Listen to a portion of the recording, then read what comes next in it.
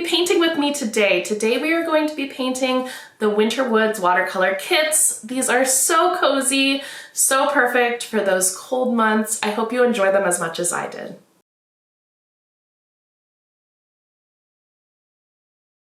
And I am so excited to show you how we're gonna create this smoky effect. It's gonna, oh my God, we're just gonna have so much fun. Okay, so what we are gonna do is we're gonna take our big brush again and we are gonna create another wet in wet situation, but instead of painting the inside of this smoke, we are gonna leave it dry. So this dry barrier is gonna keep the paint from seeping in, and we're gonna add some wet and wet around it. Okay, so, oh golly. First, we'll make sure our paintbrush is clean. Let's just dab that off. My goodness. Okay, just leaving your dirty brushes everywhere. Okay, we're all good. Crisis averted. Okay, so just fill in this area with your mostly clean water. Again, if your water cup is dirty, go change it. Get up, stretch your legs. If you're watching this and you're still waiting for it to dry, you can go grab a hairdryer or just pause and come back when it's ready. But we really want to make sure this middle part is dry, or else the effect is not going to be what we are hoping it will be. So we are adding our second layer on here. When you add your second layer, it's called a glaze. I feel like there's a little red in this water that I wish I had heeded my own advice and cleaned my water again, but here we are. Okay, that's too big of a water drop here. I had too much paint or water on my paintbrush and it just kind of blobbed. So I dried it off and now I am getting along the edge of our little smoke here. And if you're noticing that things are starting to dry, you can just, again, just add a little drop wherever you are, noticing that it's drying. And we're gonna just kind of cover it over to this tree, this other tree that we have over here. Okay, hello, hello. Okay, I like it, I like it, I think we're good. Okay, so now, again, you know me, I like to do my trees like from this angle apparently. And we're gonna take a little bit of a darker paint puddle here and we're gonna create our tree shapes. Just don't do it inside the cloud, okay? And we're gonna do our little you can see I left a little bit. Okay, maybe we have a little bit like up there. So here I'm doing little lines in kind of a lighter color. Your paper might be kind of buckling a little bit here. You can see the paint is kind of flowing downhill in a way because my paper has buckled from the water. So if you are finding that this is happening, one thing you can do is, if you like really don't like it, I'm okay with it. I kind of like the texture that it's providing, that organic feel.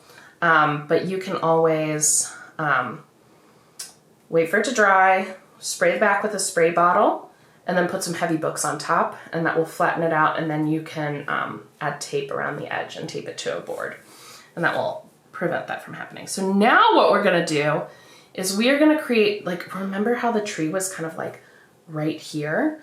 So what we're gonna do is we're gonna add the edges of that tree around, but we're not gonna go into the dark spot or into the smoke, and it's gonna create this illusion that the smoke is lighter, and so we're not seeing the full tree, which I think is so cool. Okay, maybe this is just a me thing, but I'm pretty excited. Okay, let's add a little darkness around the edge. And I have like a pretty saturated section over here that I'm using to kind of really give that definition. We're just going to go around the edge and let the paint cascade across the water. Right? And I'm just making sure we're butting up to the edge here with these edges. I might even kind of give some branchy feeling out to the side here. So I'm going into the dry part, but like I'm kind of going outside of our water barrier here to give some little branchy edges. Okay, I love this. I love it! And you can kind of see just the whisper of a tree back here. I almost wish I had done it a little bit darker. But I think it's gonna be, I think we're still gonna be able to see it. So this is like our background layer. I love this. I'm so happy with it. Okay. All right, now since we're in our tree zone, you also might have made a mess like me. So if there's any big spots that are kind of creeping into your smoke, just go ahead and dab it with a paper towel. If you want like more precision, you can kind of roll your paper towel into like a little tiny pencil, and that'll give you some good brush control. Okay, so now in this tree, what I'm gonna do to add some depth is, because this tree is like the closest to us, so it's gonna have the most detail. So I'm gonna take this dark mixture that I have on my palette already. This is mostly deep sap green and Payne's gray. Looks like maybe a little bit of the crimson. And what we're gonna do is we are gonna fill in the negative space in our pine tree, or in our evergreen here. So if you cover some of the little branches, it's fine. Don't worry about it. This is just kind of giving us the sense of a depth inside like the center of the tree, because that's where we're gonna be able to see kind of the densest part of the middle. That's where the all the needles are creating nice little pockets for little squirrels and stuff. So we're just adding